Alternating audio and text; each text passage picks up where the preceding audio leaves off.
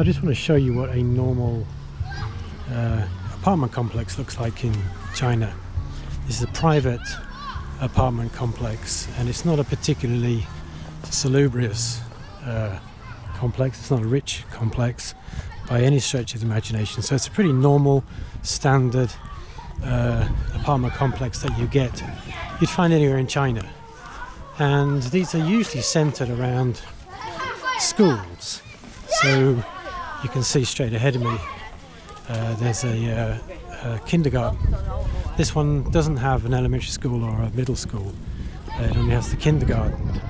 But you can see these are basically these are the kind of facilities that normal people live in apartment complex in China.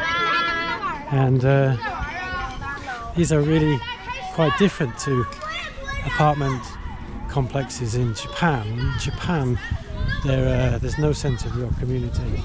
There's certainly no schools in the middle of them. There's no shops in the middle of them. They're just apartment buildings where everyone kind of gets home and locks the door and ignores their neighbours. So people actually like to live in apartment complexes in Japan, so they don't have to deal with neighbourhood associations, chonaikai, and all this kind of stuff.